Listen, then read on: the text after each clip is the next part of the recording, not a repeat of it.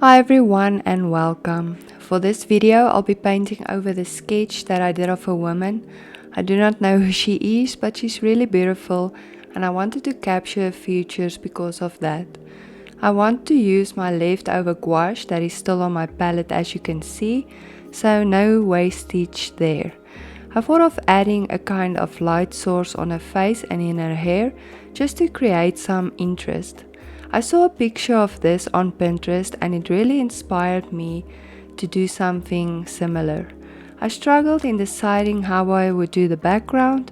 Because of so many options, I decided to do something in green that would go with the mood of the painting that I wanted to create. So before we move on to the purpose of this video and the reasons why I love gouache so much, I just want to thank all my new subscribers for following me and having an interest in my channel and supporting me. It really means a lot.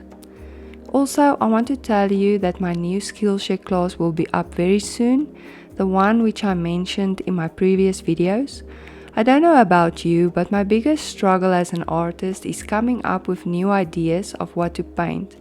This technique will be available on SKILLSHARE and it will cover the struggle as well as artist block and how to overcome it. I also think that this process will help you to find your art style and give you a little insight of what you like to create as an artist. I wish I had something like this when I started painting, and maybe I would have had my art style a bit sooner. So if you are interested in a class like this, you can click on my SKILLSHARE link and that will be available in the description. So now we are moving on to the painting. I'm using my current gouache sets, the Lucas 5 number 2 set and the Reeves gouache set I purchased as a beginner. I'm still waiting for my Maya jelly gouache set and can't wait to try them out. I really want to try out another gouache paint make, as the Reeves is okay for a starter set, but I find a lot of streakiness in my painting and it's pretty difficult to blend the colors properly. I think this paint also dries quite fast, faster than other brands I have used. I don't know if it's because of the warm weather that we have, but I find it drying super fast. I also purchased a new tube of the Winsor & Newton gouache paints, but find them very expensive, although they are very nice paints to paint with. So we will see when the Maya set arrives how that one performs. I will also give a review of the paints as soon as I've tried them out a few times and am comfortable that I will give you the correct overview of them when I also know myself. I never realized how much I actually use gouache until I checked my previous paintings and found that most of them was done in gouache. I tend to first grab my gouache set before even considering other paint mediums, maybe sometimes watercolor. I used to really like acrylic paint, but I seem to use them less and less, even though I would probably use them later on in the future, I don't know. I'm starting off by mixing the skin tone from the white Lucas gouache, the magenta from Lucas and the light brown from the Reeves. This creates like a pinkish shade that I use for the highlights of the face, and for the shadows I use a darker brown to paint the shadows and all the other detail on the face.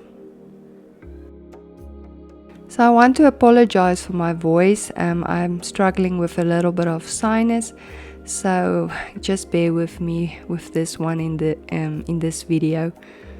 I know when listening back to the voice recording that it sounds quite funny, but anyway, let's continue. So one of the things I really like about gouache is its versatility, where it can be watered down to become more like a watercolor and can be used in a very opaque way. It's a very forgiving medium and it dries matte and flat and quite quickly. Remember that there's a difference between acrylic gouache and normal gouache, where you cannot reactivate the acrylic gouache, but with normal gouache you can reactivate the paint with water after dried anytime. So the other thing I also like about gouache is that it activates back to a usable form when wet. This way I save paint and the environment. They mix super easy and blend very well even after they dried on the paper. You can also layer a lot with gouache when you are careful not to disturb the bottom layer with too much water in your paint. This is great when the paint isn't in its opaque state, as you can cover over other layers and even over mistakes. Other paints dry out super fast even before you got the color mixing right, which I find with acrylics, and when dried you can't use them and have to mix another batch and struggle to get the correct color again. But with gouache it is different. You can mix quite a lot at once and it will not waste, as you can activate it with water. Also, another positive quality about gouache is that you can use almost any kind of thicker paper, not regular copy paper, but you can also you do not need a very expensive paper to paint on with gouache. I usually purchase the cheaper watercolor paper, which is not even 100% cotton, but has a higher GSM, normally about 200 GSM and above.